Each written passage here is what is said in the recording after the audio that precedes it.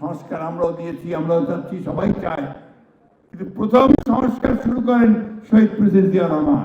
আওয়ামী লীগকে আমাদের চিনে রাখতে হবে যে আওয়ামী লীগ সেই আওয়ামী লীগ যে স্বাধীনতার পরে পরেই আমাদের গণতন্ত্রের স্বপ্নকে ধ্বংস করেছে।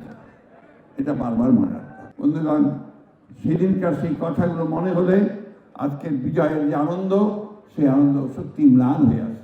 আমরা দেখেছি সেদিন শান্তি সেনের স্ত্রী, তার পুত্রবধূ এবং তাদের পড়শি হানিফা বেগমকে তুলে নিয়ে গিয়ে তৎকালীন রক্ষী বাহিনী দিয়ে কিভাবে তারা 21 দিন নির্যাতন করে তারা পাঠিয়ে দিয়েছে। আমরা দেখেছি প্রায় 30,000 তরুণ কিশোরকে তারা হত্যা করেছিল শুধু রাজনৈতিক প্রতিপক্ষ হওয়ার কারণে। মানুষের আকাঙ্ক্ষা, মানুষের ইচ্ছা, আল্লাহর অশেষ রহমতে সেখান থেকে আমরা মুক্তি পেয়েছিলাম।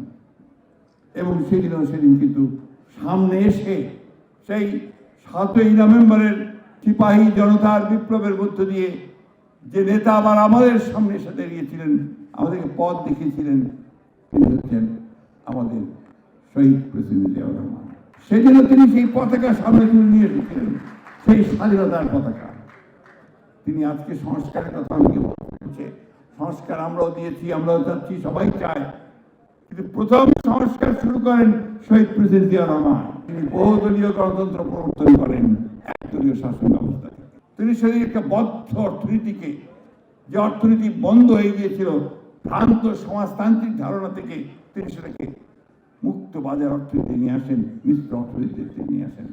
আজকের যে বাংলাদেশে আমরা দেখছি আগের চাইতে উন্নত বাংলাদেশ, যে বাংলাদেশে আমরা দেখছি যে আমাদের বোনেরা, মায়েরা তারা কাজ করছেন কারখানাতে, আমাদের রপ্তানি হচ্ছে, আমাদের ভাইয়েরা তারা বিদেশে যাচ্ছে কাজ করার জন্য, সেই বাংলাদেশের সূচনা করেছিলেন শহীদ প্রেসিডেন্ট জিয়া রহমান।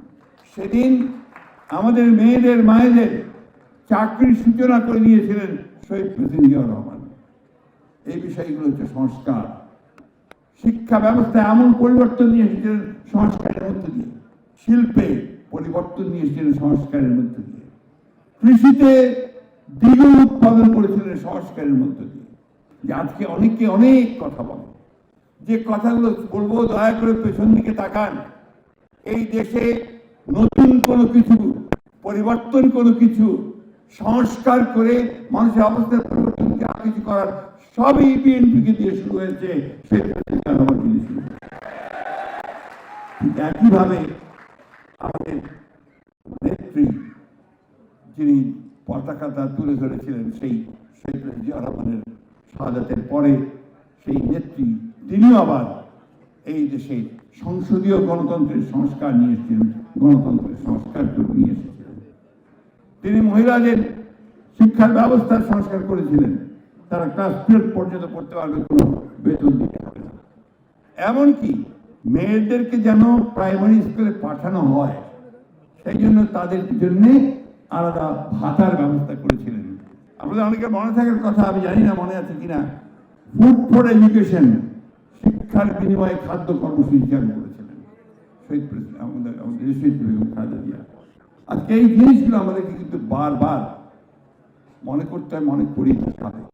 আমাদের কষ্ট হয় যখন কিছুক্ষণ আগে খান ভাই যেটা বললেন যে পদগুণে, কি যেন খান ভাই, পদগুণে বুদ্ধিমান আর পতাকা গুণে শক্তিবান, তারা যখন আমাদেরকে আপনার এই সংস্কার বিষয়ে শিক্ষা দিতে আসে,